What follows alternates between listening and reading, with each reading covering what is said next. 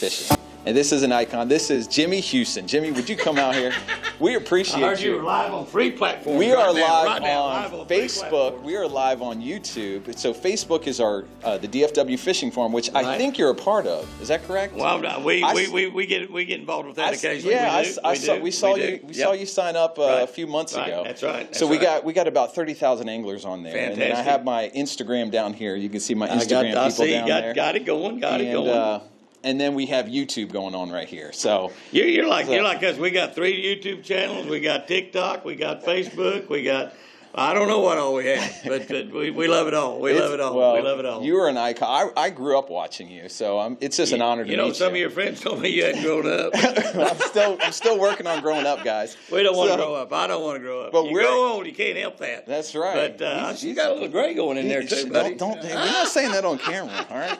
So, guys, we are excited. Jimmy is doing something special out here. You're actually leaving a legacy on one of the best lakes in the country, Lake Fork. Lake Fork, absolutely fantastic. I actually got to fish this lake before they opened it up to the public. Texas has been real good over the years about letting some of the television guys and some of the local people that have a outdoor show or something, does stuff like you do now, that let us come and fish these lakes a little bit before they're open, maybe a week or 2 or a month or 2 before they open up.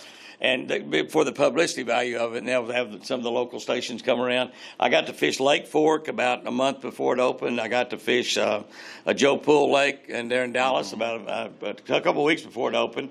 Yeah. And then Gibbons Creek down at Bryan's, Texas, which I think that lake now belongs to the I think it's not a public lake anymore. I think it's just a power plant lake. But incredible fishing. So we go way back on this lake. We sure do. And it's a good one, and it's got lots and lots of big fish in it. And right now, it's actually fishing kind of tough. They've got this big tournament going on right now, the Berkeley tournament. I think about 12 or 1,300 fishermen in it.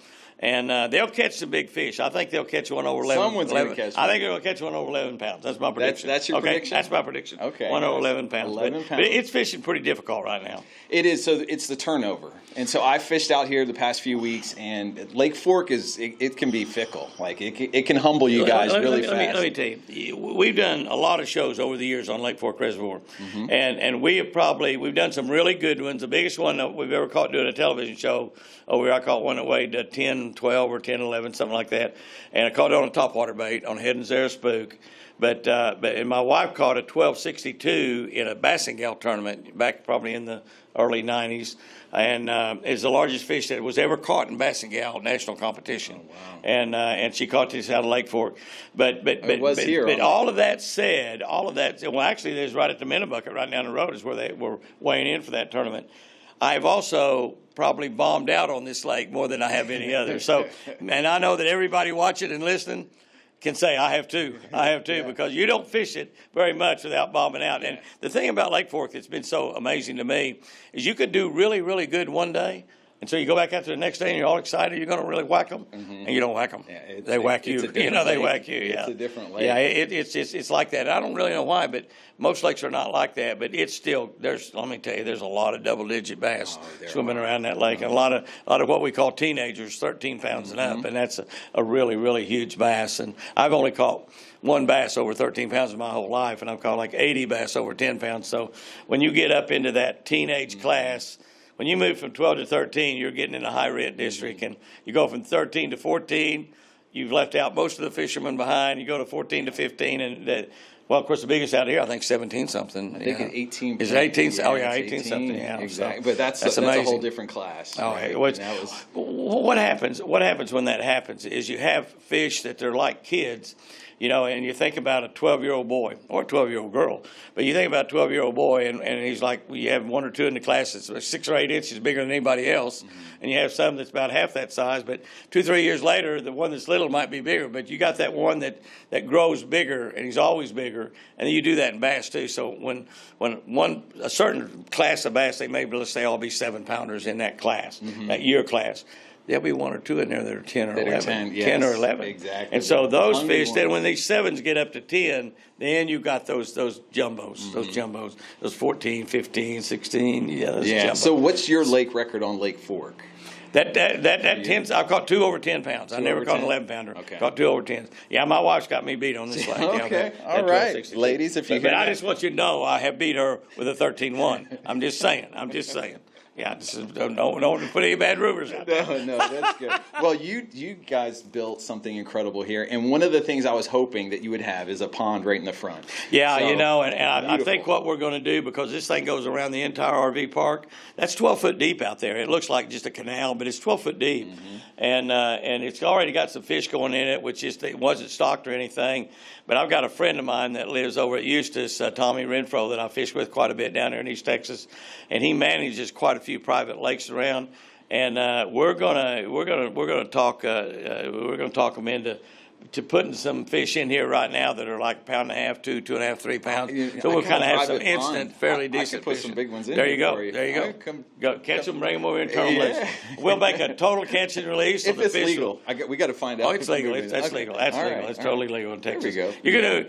You're gonna, we're in Texas. We're in the South. It's like Texas and Oklahoma and Arkansas and Alabama and Georgia. We do pretty much what you want to do. There's a few things illegal, but it ain't like up north or out west. That's true. Most of the things we want to do, we can do legal here. Don't be putting them spotlights on them trucks at night, though. They'll frown on that. They frown on that. I don't know if that works for bass. We'll see. Yeah, it might. Night fishing out here is amazing too. So. Let me tell you, night fishing is great on this lake. And let me tell you, talk about spotlighting. And of course, when I say spotlighting, everybody they knew right there talking about spotlighting deer, and it's been done all over the world, I guess. But we fished a tournament on Lake Lanier one time, and it was a night tournament. And they talked about all these big 8, 9, 10-pound bass. It was like Lake Lanier, which is in Atlanta, Georgia. And so Chris and I went over there, and we practiced at night, two or three nights instead of at daytime. And we were having a devil of a time catching fish. We just couldn't hardly find any. And I finally told Chris, I said, I've shot carp and stuff ever since I was 16 years old with a bow, and in fact, when I was a bow, I would have my girlfriend and my sister paddle a boat, and with Coleman lanterns hanging over the side of the boat, and I was shooting carp with a bow. And when you're 16, you can talk your girlfriend into a lot. But if you talk your sister into rowing a boat for you, you got to really be a slick talker. You got to really talk. Yeah. But anyway, we were down there, and we fished first night we caught like 3 or 4 fish. Now when it got daylight, we could start catching them, but during the night we couldn't catch them. And I told her, I said, I don't think there's any fish in these banks we're fishing. We're just fishing. And we fished a lot of different type of banks. And so I finally took a spotlight and started going down banks. And we went for miles of bank. We'd never see a bass. And Lanier's a real clear lake. You could see way down in it. And then we finally started seeing some bass. And the first time we started seeing some, I told Chris, I said, let's fish. And so we just put the trolling motor down. She's driving a Mercury motor, driving us down the bank. And I took that, we took it and started fishing those fish we saw swimming around with a spotlight and started catching them. Okay. And so that was and we developed a way to fish those clear lakes at night. I mean, we were actually spotlighting largemouth bass. Of course, if you shoot a bow for carp, you see a lot of bass swimming around in shallow water. So I knew you could do that. In fact, sometimes people accidentally shoot a bass. You have to really know what you're doing, because a lot of the guys that shoot real fast. I mean, the tournament shoot, they shoot real fast, and so they see it and they shoot, and they go, oh my gosh, it's a bass. And of course, it totally gets a lot to do that. Exactly. But yeah, you can actually spotlight bass at night, and then turn around and fish for them and catch them. You can actually do that, and that's totally legal. If you're starting to spotlight them and shoot them with a bow, that's another ball game. So what's your put favorite? You in jail for that. Yeah, exactly. So what's your favorite part of this RV park that you built? One of the things that I like about it, of course, you got your boat storage here. It's completely surrounded by water, and it's a very, very nice up class type of an RV park. One of the things that we're hoping to do, really, we're hoping to have, a lot of these, maybe 50 or 75 or 100 of them around the nation. And they're kind of upscale. You can build an RV park. All you need is electric hookup and some water and some place to run the sewer line. Yeah. But if you build a really nice park, it's got good restrooms like this has got. It's got good shower areas. It's got good pull through where you can pull your deals through, and there's a place to back in, whatever. It's got all of that. And you got boat storage here also. Actually, there's people from out in the West Coast that actually love to come back and fish a lake like Lake Fork because the for the reputation and the big bass that's out here. And they can actually, and most people that live on the West Coast and the East Coast, but the West Coast in particular, they are so astounded by how cheap everything is up here. We think gas at $2.59 a gallon or whatever is high. They think gas at $2.59 a gallon, they're giving it away in Texas and Oklahoma. And so the land they think is cheap. It's so cheap, and so they like to come back to our part of the country and do things because it just seemed like such a bargain to them as a cost of price. So you have a lot of people that really come back to the middle part of the country to hunt and to fish because it's just a bargain to them. And so that's another thing about this. But I like the fact that everything is new and nice. And as the trees grow up here and everything, this is going to become a beautiful, beautiful park. And I'm hoping to be able to keep some really good fishing here. So when you come to, and we want that around all of our RV parks that we're going to have around the nation, is we want an outdoor theme to it where you're either right close to a lake, and you know, Lake Fork is just right behind. You just look through the trees right back at the back of the park, and you see the lake. There's a incredible boat launch less than a mile away, a half a mile down the road. You turn onto the boat launch there for that Caney Point, which is the Grand Saline River deal. It's like the most amazing campgrounds you've ever seen. They're really and nice. 7 boat ramps, you know, can park 250 boat trailers. Just an incredible place, and it's just a mile down the road. you're right but the close lake, you can see the lake right at the back of this park. I mean, you're not right on the water, but you're really close. And then have outdoor type stuff that's related, that's right close by, that's in the park, itself. And these folks right here that built this park here have some other parks here in Texas, and they got restaurants on them, they got all kinds of things, and this park will grow into something very, very special also. 80 spots is a pretty good sized park too. 80 spots and 30 boats, that's a pretty good sized park. That's a great So size. it's fantastic, fantastic. We're excited about it. Yeah. So now, for people that are coming in this weekend, are you going to be around all weekend?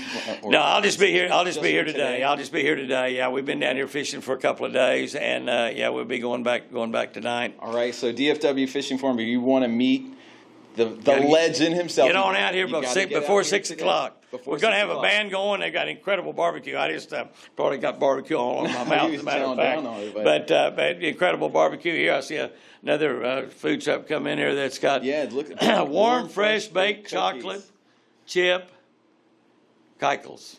That's cookies. It says cookies with a It's K. cookies. But yeah, Cookies with a K. I don't know what you Oh, that's just cookies, said. not Keichels. I Yeah, don't know what he K. just Yeah, said, cookies guys. with a K. Cookies.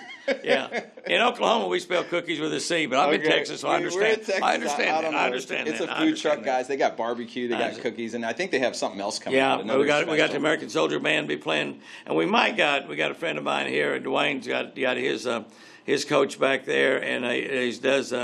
There's 4 or 5 guys that are doing Toby Keith tribute shows around the country, and Dwayne probably is the best one of those. Well, he is the best. He does the best show and goes all the way with it. And I tell you, Toby was a very, very good friend of mine. We fished and hunted together for the last 25 or 30 years, and we lost Toby in February a couple of years ago. When you look at Dwayne, and it almost makes me want to tear up because he really, and you listen to him sing and you see his show, and we might get him to sing a couple songs. I'm not sure if that's going to happen or not, but I'm sure some of the girls will ask him to.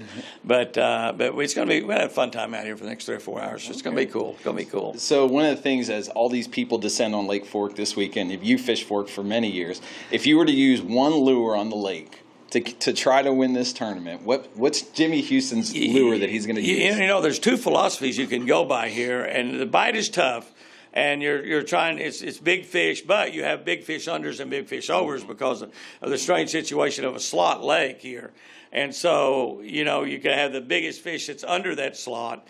And that's going to be settled by hundredths of an ounce, obviously, because you're going to have ones that just don't quite touch, and then for the under. And that wins a brand new boat. That brings a brand new boat, a fully rigged boat. And so then you have the one that's the largest fish that's over, and which I'm predicting is going to be over 11 pounds. So you don't have to have a philosophy to go for one or the other. Like most of these big bass tournaments have been held, McDonald's tournaments and things that's held over Texas that have thousands of people fish these things. Doesn't cost much money to fish it. You have a chance to win a great big prize. go out and have fun fishing. It's just a great tournament concept.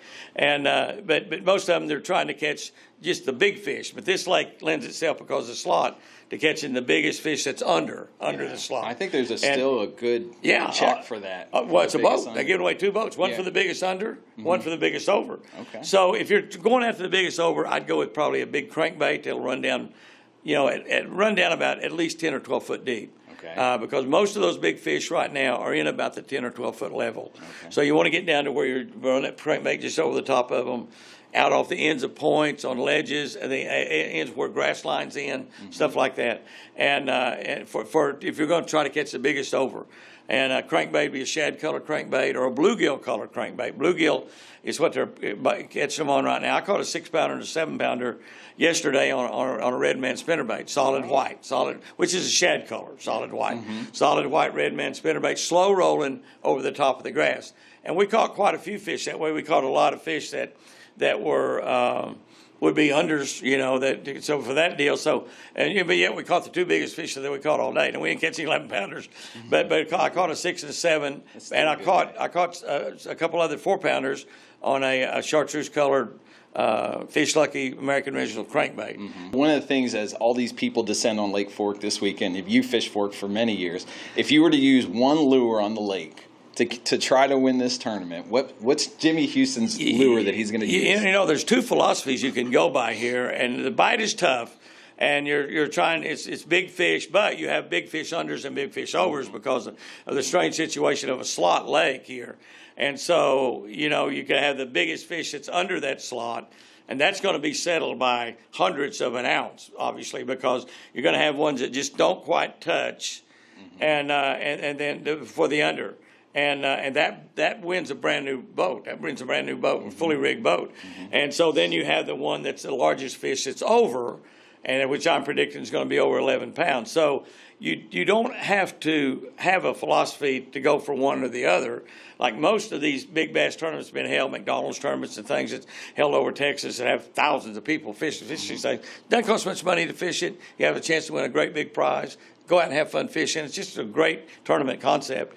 And but most of them, they're trying to catch just the big fish. But this lake lends itself, because of the slot, to catching the biggest fish that's under the slot. I think there's still a good check for that. Well, it's a boat. They're giving away 2 boats, one for the biggest under, one for the biggest over. Okay. So if you're going after the biggest over, I'd go with probably a big crankbait that'll run down, run down about at least 10 or 12 foot deep. Okay. Because most of those big fish right now are in about the 10 or 12 foot level. Okay. So you want to get down to where you're running that crankbait just over the top of them, out off the ends of points, on ledges, and the ends where grass lines in, stuff like that. And for if you're going to try to catch the biggest over, and a crankbait be a shad color crankbait or a bluegill color crankbait. Bluegill is what they're catching them on right now. I caught a 6-pounder and a 7-pounder yesterday on a red man spinnerbait, solid white, which is a shad color, solid white, solid white red man spinnerbait, slow rolling over the top of the grass.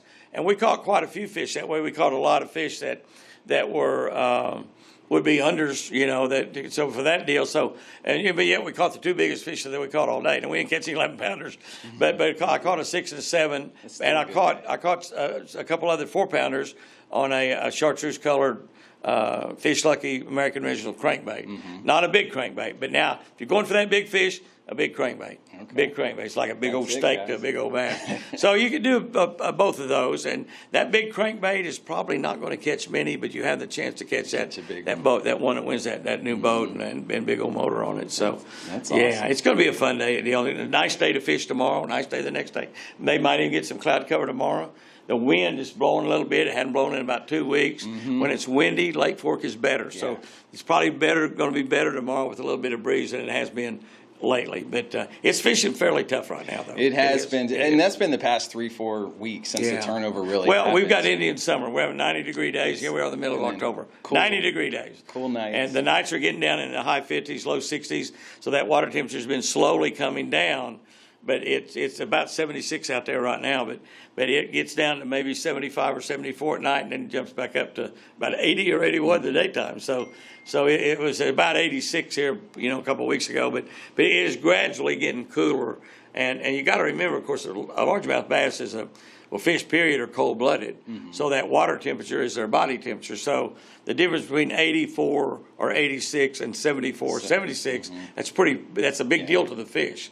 That's a difference to us as well, but it's a big deal to the fish. So they're is that cold-blooded, so the warmer it is, the more active they are, the more the more active they are, but then they also have a tendency when the water's up in the 80s to get a lot sluggish. They don't move around near as much, but there'll be a lot of fish caught in this, but there'll be a lot of people having a hard time getting a bite out there. Yeah. It's pretty tough out there, really, right now.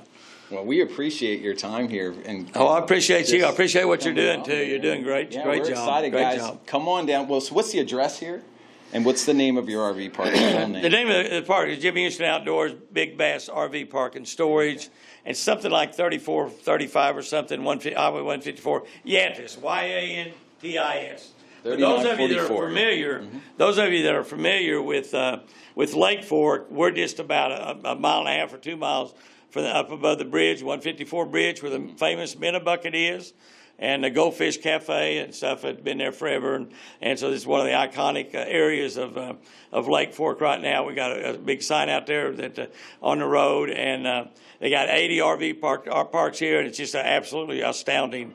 And great people running this place, and a great RV park, great place to park here. And you can store your boat here at the same time. Store your boat here at the same time. Big, exactly. And y'all jump on our YouTube channels too. 3 of them. Go ahead. You just go in there and get Jimmy Houston out. Just Jimmy Houston, you'll find them. One of them's Catch a Better Life on YouTube, which is a daily devotional channel where we post every morning at 5 o'clock. We got 30-some-odd thousand folks on that. We've got about 100-some-odd thousand on our Jimmy and Chris Houston's Twin Eagle Ranch, where we have all of our deer and all of our baby deer and all that stuff on there. And then we spun off a fishing channel off of that here recently. Got about 15,000, 20,000 people on, called Jimmy Houston Outdoors Fishing. And then Facebook, 600,000 or 700,000 people on Facebook. If you're a Facebook person, Jimmy Houston Outdoors, all capital letters. All right. And if you go in there, Jimmy Houston, you're going to find a lot of stuff where you can watch. You might get sick of watching it. There's so much of it out there. I know I do. You're great. This laugh, this is the iconic laugh. If you guys have been watching Jimmy Houston for as long as I have. We have fun. You're amazing. Fishing's fun. That's it, man. Fishing's fun. You make it fun to watch. Oh, we have a good time. Which is hard because there's a whole new class of people, a whole new class of kids, influencers that are out here and doing really good, like Trey McKinney and JT Tompkins, and they're just killing it, coming out in here and getting 30 pounds a day for 3 or 4 days in a row. Absolutely. Isn't that crazy? Yeah. You know, the forward-facing sonar, the Garmin Live Scopes, and I've got 2 of them on my boat out there, and that has changed the game without a doubt. We are seeing and fishing for and catching fish that basically never saw any lures hardly before from where they were. And there are a lot of mountain flats and stuff in areas and they're out there maybe 10 or 15 feet deep, over 30, 40, 50, 60 foot of water. And you could never know where they were. You go out there and fish all day and not get a bite. And but you find them and they're 10 foot down. You run your bait 6 or 7 foot, 2, 3, 4, 5 foot above them, and you got a good cast, and you jump up there and grab it. And it's a fish that probably never even seen a fishing lure. Nobody's fishing out there out in the middle. And so it's amazing. We're catching muskie up north that we never were able to catch. You go up there, they talk about 100,000 casts to catch one. And you go up there now and maybe make 30 casts in 2 days and catch 15. And then you make more casts than that, but really when you're actually seeing them and throwing at them, and the same way they're suspended up 10, 15, 20 foot deep over usually they're up there in the Great Lakes and the Northern Lakes, they're usually over ledges and stuff, but their ledge might be 40, 50 foot deep. They're not down there on that ledge, but they're up over the top of it. They're relating to that ledge. And then when you see them, and of course a lot of them are 40 or 50 inches long, so it's like a big old shining blob down there. And the only thing difficult is you throw big heavy lures like 3, 4, 5 ounce lures, and so sometimes it's difficult to make accurate casts. Like instead where you bass fish, you make a lot more accurate casts. But yeah, it's changed the game. And some tournaments are allowing the guys to only use those live scopes one day without them, stuff like that. So there's a lot of changing in fishing, but I like it because there's a lot of days I can't find them. I don't know how you do every day, but there's a lot of days I can't find them. Yeah, no, it definitely helps weed out unproductive water. Oh, yeah. Right? Where you're fishing one time, you caught him there yesterday, and you would just stay there for 2 hours. You pull up to that spot, and you scan around. You don't see any bait. You don't see any fish, and you're like, I'm not sticking around. The one thing I'd recommend, though, as far as the life scopes and stuff, don't let it stop you from fishing. One of the things that I see that really disturbs me a little bit, you talk about those young guys, I see the high school kids, I see a lot of, and those high school kids are not really learning nearly enough about fishing to enjoy it all their life, I'll be honest with you. Because there's so much that you learn as you grow up fishing that you have fun with all your life, and they're really not learning that. And so don't let it stop you fishing. I see some of these high school kids and even college kids in tournaments driving around out there, and they got a swim bait hung on their rod. They're driving around, looking like this all the time, and then they stop and make a cast. Yeah. I think in order to really have fun out there, you need to keep fishing and keep your eye on that thing out of the corner of your eye all the time. Roland Martin taught me 30 years ago that you always have that locator in the corner of your eye. And this was just what is now really primitive locators we were using in those early days. But have that on the corner of your eye. You see a fish there, then you can throw out there and catch it. But at the same time you're catching fish, cranking a crankbait or ticking the top of the grass with a spinner bait, you get sometimes you don't see the fish. And of course today you might go out and catch 15 or 20 bass. Maybe there was 3 or 4 or 5 of them you saw and you caught. The rest of them you caught just fishing. Yeah. And this is what I'm saying is Don't let it keep you from fishing, because what I think will happen to some of these tournament guys that are just so sold out to that, they don't know how to catch them a lot of different ways. And when the tournaments are over, they might lose their fun of fishing. And the good thing about fishing is this is a sport we can play all our life. I mean, I'm 81 years old. And you can play. There's not many sports you can play at that age. Yeah, the golfers do it, and those guys, they hit it about 50 yards right down the middle, hit it another 50 yards, and they never have to look for their ball because it's just about 50 yards out there down the middle, and they play golf. But even at that, not many people past 60 or 70 play golf very much. You can fish forever. Yeah. You can fish forever. You can fish in a wheelchair and have a lot of fun. You can fish no matter what, and you can have dementia and go fishing and have fun. I was just talking to a man out there, and he fishes. Doesn't remember what he caught, but that's okay. Every day's a new day of as long as you're having fun, that's all that really matters is fun. Well, we appreciate you. I started an organization called Ultimate Fishing Events where I want to make it accessible for a lot of people to join a tournament, and not more of a contest, a nationwide contest. We want to find out who is the best bass fisherman in the country. So I'm starting that out. I got a gift for you that I'm going to show you here. And you brought up Roland Martin, who I fished with about 2 years ago. Yeah. And Roland, if he's watching this, I fished with him. I think I'm the only person that hit him in the head with a 2-ounce tungsten. He took me, we went flipping out in Florida, and I set the hook, and that hit him in the head. I apologize, Roland. He deserves that. He deserves it. I fished with Roland 1,000 times. We fished together a lot.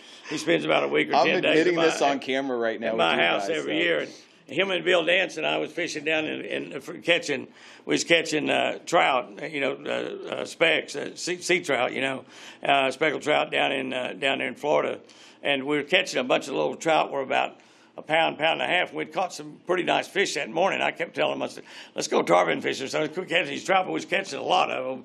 And Bill and Roland, they just a couple old men, sound like a couple old ladies out there fishing. And Roland, we're using a popping cork and a jig. And Roland, we're using just a jig. Roland says, we can catch more of these on a popping cork. So he puts a popping cork on. And puts it about 10 foot above his jig.